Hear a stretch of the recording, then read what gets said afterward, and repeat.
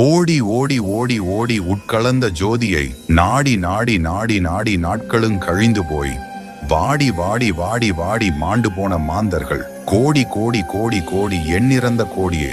சிவ வாக்கியர் நமக்கு அருளிய இந்த பாடலில் ஒளிந்துள்ள மிக பெரிய அர்த்தங்கள். அருட்பெருஞ்சோதியான ஆண்டவனாகிய ஈசனை அங்கும் இங்கும் ஓடி ஓடி தேடுகின்றீர்கள். அவன் உங்கள் உடம்பின் உள்ளே கலந்து சோதியாக ஓடி உலாவுவதை காணாமல் அவனையே நாடி பற்பல இடங்களுக்கும் ஓடி ஓடி தேடியும் அலைந்தும் காண முடியாமல் உங்கள் ஆயுள் நாட்கள் கழிந்து போய் கொண்டிருக்கிறது. அவனை ஞான நாட்டத்துடன் நாடி அச்சோதியாகிய ஈசன் நம் உடலிலேயே உட்கலந்து நிற்பதை மாண்டு போகும் மனிதர்கள் எண்ணற்ற கோடி பேர் எப்பொழுதுதான் சோதியாக இறைவன் தம்முள்ளே கலந்து நிற்பதை உணர்ந்து கொள்வார்களோ, தம்முள்ளே உறையும் உயிரை அறியாமல் அவ்வுயிரை ஈசனிடம் சேர்த்து பிறவா நிலை பெற முயலாமல் அவனை அகிலமெங்கும் தேடி ஓடி நாடி வாடி இறந்து போகின்றனரே.